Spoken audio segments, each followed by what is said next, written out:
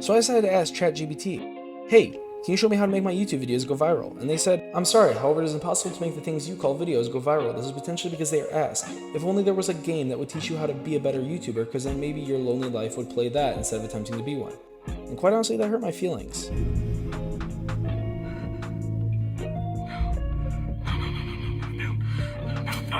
But I quickly realized a game like that really does exist, and it's called YouTubers Life OMG. So I made my character, and I was figuring that if I could make videos in this game go viral, that I could make videos in real life go viral. However, I'm probably mistaken about that. I don't know what the hell that noise was. Sometimes these characters make some weird noises, but I had to make my first video. I decided to blow up my cousin for my first video. He didn't really like the ending, but I kind of enjoyed it. It was fun to do. And I was having a great time, living my best life, until this bitch decided to yell at me. She said I wasn't studying enough, but I wanted to be a full-time YouTuber. So I killed her and moved in with my friend. Hold up. Wait a minute. Something ain't right. I was on that grind, trying to make that $80 a month, and I know what you guys are thinking. $80 is not a lot to make in a month, but when you're on parole and can't get a job, it's kind of difficult. So while I was grinding, I decided to buy a bunch of new stuff for my YouTube channel, and everything was great until the Forrest Gump. What is Forrest Gump?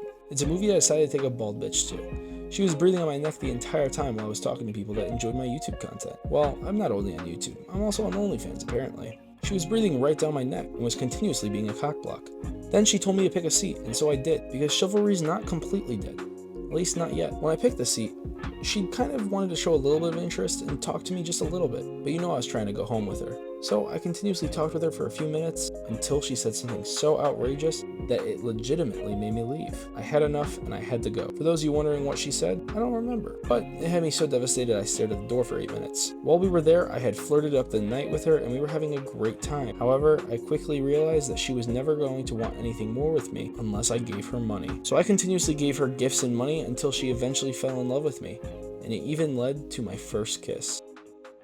However, it started my villain phase, because she still didn't want anything to do with me unless I gave her money. So I started hanging out with this girl named Crazy Nineth. I would dance with her and I would hang out with her, and quite honestly, our relationship quickly grew. But I figured with a name like Crazy Nineth, she was willing to stab a bitch for my love. So I invited her and then the other one over. For those of you wondering why I called her the other one, it's because I don't genuinely remember her name. However, they both came over, and what happened really wasn't that crazy. They just stood there and both wanted me to kiss them. Neither of them were upset with the other one, which I thought was kind of weird. I quickly realized that my African Caillou was one of a kind, and I had to keep her. So what did I do? I decided to propose to her. And I know what you guys are thinking. Matthew, she's just a gold digger. You don't really want to be with her. You're right, I don't. However, the farther I make her fall in love with me, the more painful it'll be when I end it with her. And it'll probably cause some emotional trauma, which will lead to a lot of worse things. Anyway, I had to say goodbye to Crazy Nineth, and I was off to the wedding. When I got to the wedding, it was an amazing time. We had an open bar, and her uncle got so drunk that he pulled out his gun and accidentally shot 14 people.